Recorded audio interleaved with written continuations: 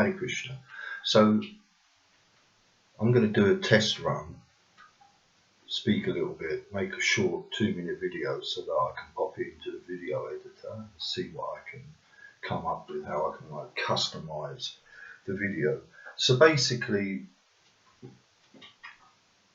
I guess a lot of people are spending far more time on the internet, in social media forums, as a means to kill time, I guess.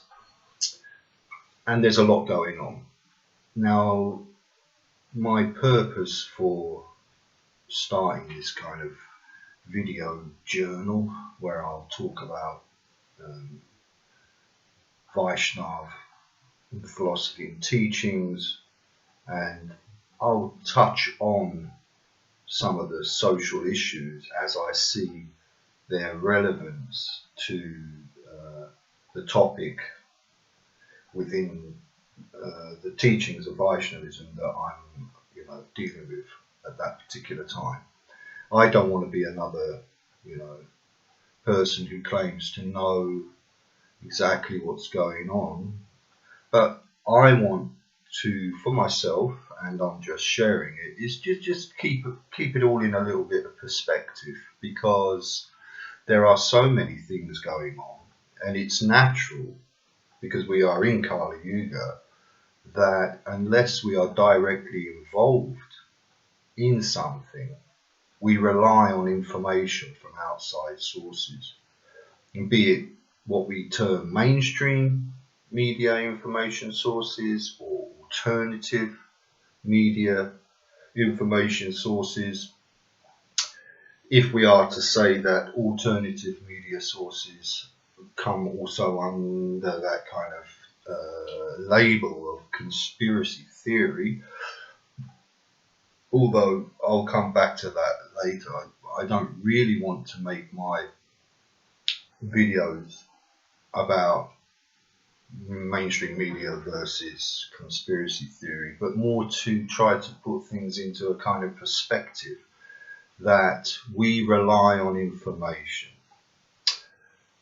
Now, for example, if you worked in a company or organization where you already knew that the culture, the corporate culture of that particular company is to lie, to cheat, to quarrel, and not that you're just having an opinion that the corporation operates like that, but it's official policy.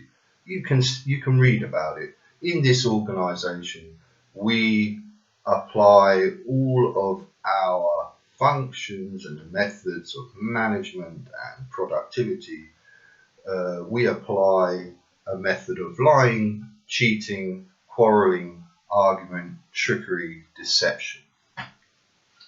Okay, so then if anything actually happens within that organization that is causing a problem, and you need to rely on that organization for the information on what is the problem, how did it happen, and what's the solution, and what do we need, you would probably have a hard time believing the information, because you already know that the culture of this organization is to lie and deceive, and that all of the departments within that organization, generally speaking, have to follow that culture, corporate culture. So, okay, it's an unusual example, but I'm trying to give a little bit of perspective on what it means to be living at this point in time in what we could term the winter season of the universe, Kali Yuga, the Iron Age, the Fallen Age. Fallen meaning that the consciousness of the human being is at its lowest in this time, and the qualities of this yuga, this whole age we're living in, is quarrel, hypocrisy, lying, cheating, deception, greed, anger, and intolerance. So that's the culture of Kali Yuga. So when something is happening, we have to be very, very careful how we process information. What is really happening? Something's happening, but why is it happening? How did it happen? What's moving this event? Where is this event going? What actually are the motivations behind this event? And so whether it's mainstream, whether it's alternative, whether it's a conspiracy theory, we can't be 100% sure about anything. Now that doesn't mean, okay, so, I'm trying to sit on the fence. What I've tried to put forward whenever I've engaged in any discussion that's dealing with this kind of like, there's something happening, don't believe the media, the mainstream media, believe it fully, take what you can, make your own judgment. No, it's not that. It's all coming, the only way to understand it is through the information gathered in the alternative source media with conspiracy theory. So what I've been trying to do when I've engaged in these kind of like forums where that topic is prevalent is to try to stand somewhere in the middle. And what I'm going to try to do is share with you how I see things with the help of Shastra, or ancient Vedic text, primarily or especially Bhagavad Gita as it is, and Srimad Bhagavatam. I try to look at this as a spirit soul. Now, in the Bhagavad Gita and in the Srimad Bhagavatam, there are so many verses that allow us to understand and give us information that we can trust is coming from outside of Kali Yuga. And what is this information? We are not this body. It's a good start. We are not this body. Okay, so we can understand I'm not this body. That can be understood intellectually, because I don't even have to be particularly spiritual to understand I'm not the body. Although without the spiritual element, the identification with the body is much stronger, because you don't have a reference point. Well, if I'm not the body, what am I? But it's quite easy to become, for example, more in the mental body or the intellectual realm of existence. And we can see this where you, for example, someone who is very prominently the physical bodily concept, we will see that expressed in how they live. We will see their attachment and their identification to the body, and possibly one example could be seen with bodybuilding, or can be seen with someone who is a hypochondriac, someone who is constantly worried about the health of the body. So we see this kind of identification, but the bodily concept can present outwardly a very primal, animalistic type of consciousness. And so we see that someone who is primarily in the bodily concept, their existence is influenced greatly by the physical reality. And then we have people who are like geniuses and scientists who are far more absorbed in the intellectual and the mental sphere, to such a degree sometimes that we see that they are neglecting their body. So they are so much less identifying with their physical reality that they can look quite disheveled and unclean, or unhealthy, really not paying attention, and maybe not eating or sleeping for days on end because they are so in the intellectual plane. But there is another element, which is the transcendental one, which can only be really even approached when we accept the spiritual element. So we hear sometimes we have a soul, or we hear more something, a more elevated understanding of that is that we are spiritual beings in a human body having a human experience. So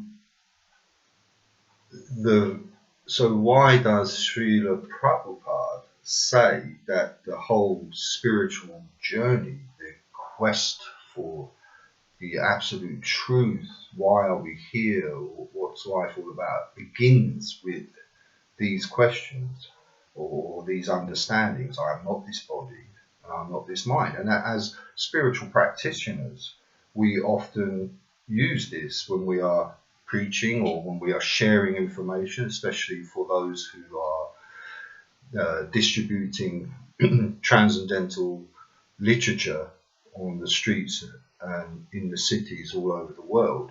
We try to engage people in this very preliminary understanding. You're not the body, you're not the mind.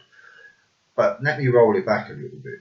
For a devotee who's, say, been practicing spiritual life, Krishna consciousness, or for anyone who is practicing any kind of religious path where there is this central idea that you are not the body, you are a spirit, soul, I see the challenge.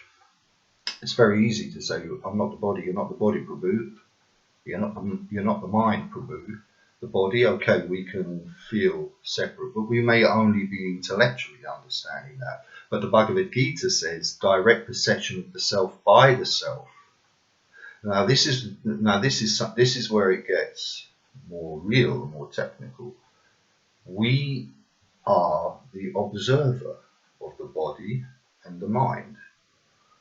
So the mind can observe the body, but the soul or the intelligence can start to intellectually understand the soul.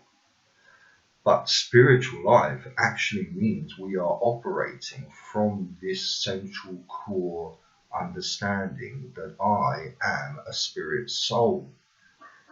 But unless that becomes directly perceived and experienced, then we are kind of living life in the third person. We're always talking about ourselves. Prabhupada often says when he's talking and in different situations, I am not my hand. He says like this, I am not my hand, I am not my legs, I am not my head. We keep going back until we get to the I.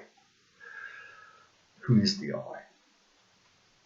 Only the I can understand who I is. It's not understood intellectually. Or it can be understood intellectually, but it's not experienced. The experience of I is direct perception of the self by the self. Now this is the challenge. It's very easy to be not the body, but the mind is that realm where the attachment is far greater and far more complex than being attached to the body. The two go hand in hand. But what we might see when people, for example, live a very regulated life, they're controlling the senses. They are keeping bodily needs to a minimum, and they are elevating their awareness into a more intellectual realm. But they still think they are the mind, because the mind is that place where all that activity is going on that we identify as our personality.